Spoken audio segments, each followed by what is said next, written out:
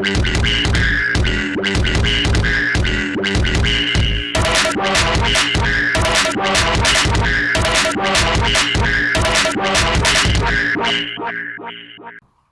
you saying, peeps? If you don't know, you should know. It's boy JD, and I am back once again to give you my top 10 all-time favorite TV shows, right? At least for the last 10 years, anyway. Now, just so you know, the shows on my list might not be popular to any of you guys watching from overseas and things like that, but these shows are pretty special to me. Okay, so the shows that I would either never miss or have them recorded. So just to let you know, okay. Okay, kicking off, number 10, Top Gear specials. Now, the show Top Gear itself is like probably one of the most famous TV shows in the world when it comes to cars and things like that, yeah.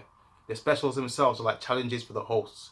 So, to give you an example, the three hosts had to buy a 4-wheel drive SUV car for only $1,000 or less, and they had to drive 1,000 miles starting from the Bolivian jungle all the way to Pacific Ocean.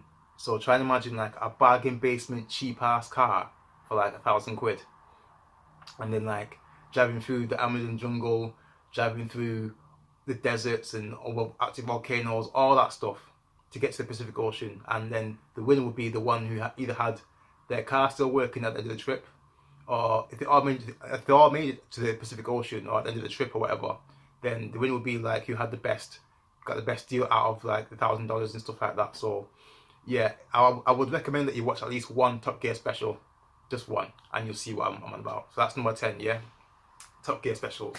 Number 9 has got to be Man versus Food. Now, I can eat a lot of food, but I can't put on the weight. So when I watch a show like Man versus Food and I see someone like Adam Richman going around the country testing out all some of the food on that show, it looks so good.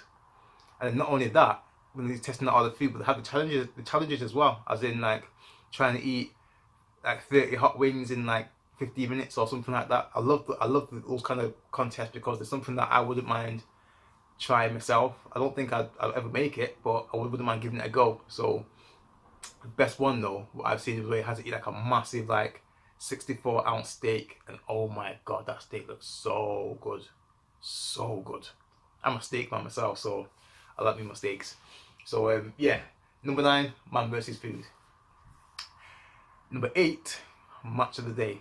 Now, if you're an American or you don't live in the UK, then you probably won't know what that is, but here in the UK, Match of the Day is Saturday nights, probably the most watched TV show on a Saturday night, apart from Strictly and shit like that, but we'll leave all that for another time. But if you're into football or soccer and you like to watch the Premier League, which is like the main soccer league in the UK, and they show all the highlights of that day's game, or all the games that were shown on that day, they show all the highlights from those games. And even if my team isn't playing on that day, I still watch Match of the Day because it's an interesting show. I love keeping track of like who's winning the matches and who's scoring the goals and who's got the most points after each game, things like that. So Match of the Day, easily on my list as one of my all-time favourite TV shows. Number 7 is a classic, The Simpsons. Specifically, I would say The Simpsons from seasons 1 to 5. Yeah. The Simpsons from seasons 1 to 5. Yeah. After season 5, just went downhill from there, man. Even the new ones aren't even that funny, so I can't even want to talk about, you know, the later seasons. But the earlier seasons of The Simpsons were like the best seasons ever, and I don't think they'll be able to replicate or come even close to replicating how good those old seasons were compared to the new season, because there's just no comparison. So if you've ever watched The Simpsons at least once in your life, then you know what I'm talking about, yeah. So that's the reason why The Simpsons is on my list at number 7. Number 6, another comedy show, another classic, still a classic to this day, never gets old, like a fine wine, just gets better with age. The Fresh Prince of Bel-Air. Now, it's about this kid from West Philadelphia, born and raised on the playground where he spent most of his days. If you've heard of Will Smith, or if you haven't heard of Will Smith, then something's wrong with you. But if you heard of Will Smith, then you know about the Fresh Prince. If you know about the Fresh Prince, you know what I'm talking about. Hence, I won't even go into any details as to why I like it so much. Just watch one episode. Watch the first episode. All I gotta do. Watch one episode of Fresh Prince and you know why I like it so much. You ask anyone, actually, any person over the age of 30 or even younger than that, if they heard of the Fresh Prince, I guarantee you they'll know what they're talking about. So I don't think I've ever met anyone who hasn't seen the Fresh Prince before. So, you know. Number 5 is a show called Skins. I don't know if it's shown overseas or not, but in the UK, Skins was like a teen drama, which was basically a teen drama for adults, because it had like teens, you know, using drugs and having sex and partying and all that kind of stuff. All the good stuff that a teenager should be doing. At least that's what I was doing anyway back in back in the day. In high school when I was a teen, I was getting up for all kinds of shit, man. All kinds. Yeah. Also, it launched the careers.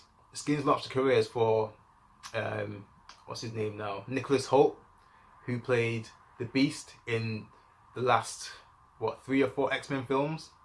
Also launched the careers for Jack O'Connell, who was in 300 Rise of an Empire. He was also in Unbroken. He was also in Starred Up. So just check out these films, man, if you don't know who this guy is. Also, there's a girl in there as well. I can't remember her name, no. Oh, God.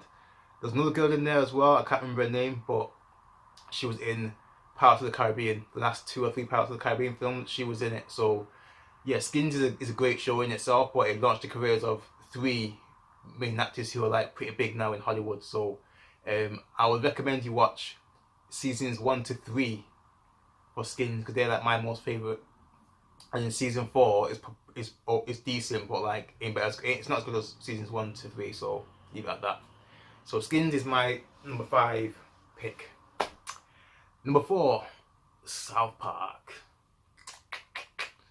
Easily one of the best adult animated TV shows in the world, I'd say. At least back in the day when, like, you know, when it first came out. You know, again, like from seasons 1 to 8, something like that, I really loved it.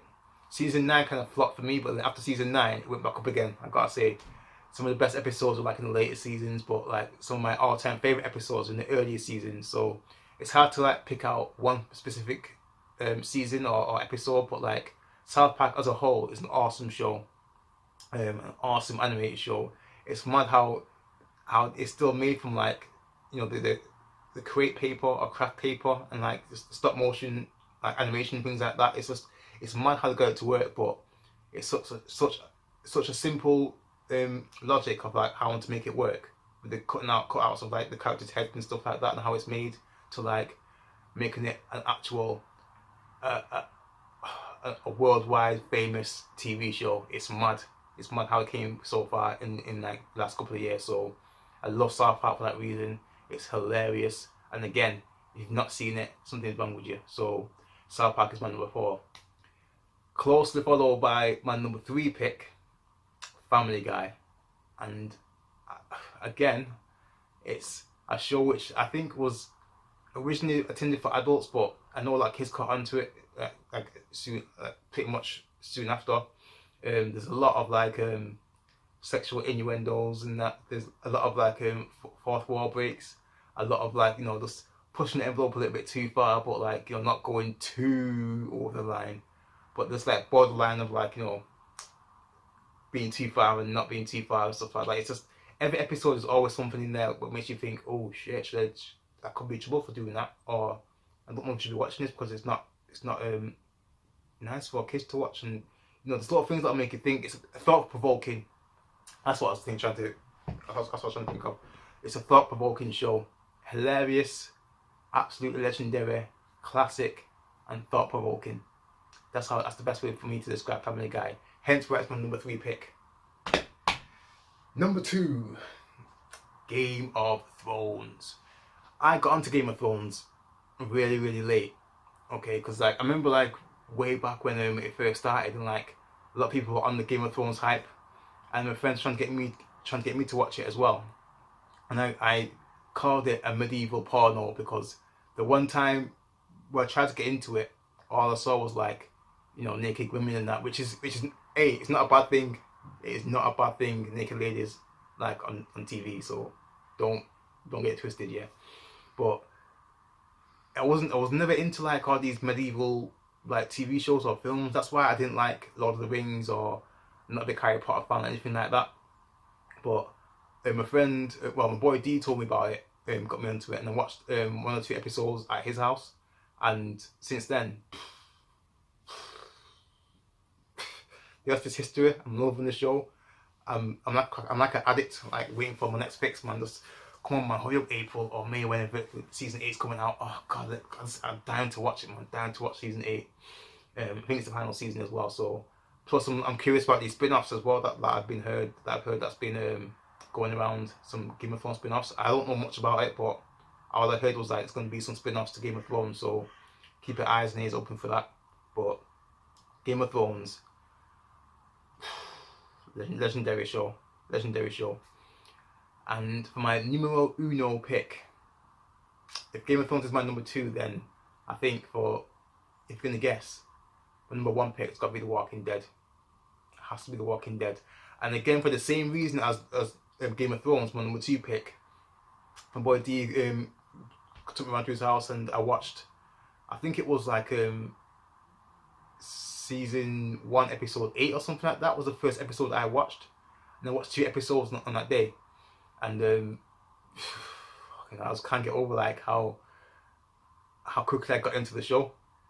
Because normally I never usually watch like a lot of shows with seasons in it, unless like animated, like Family Guy, Fresh Prince, or Simpsons and that.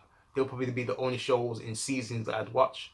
So The Walking Dead was like the very first like live action show with seasons that I watched after, and then Game of Thrones came later. But the fact that Walking Dead is such an awesome show is like I love like putting myself in that mindset of like, if I was there now in the zombie apocalypse, what would I do?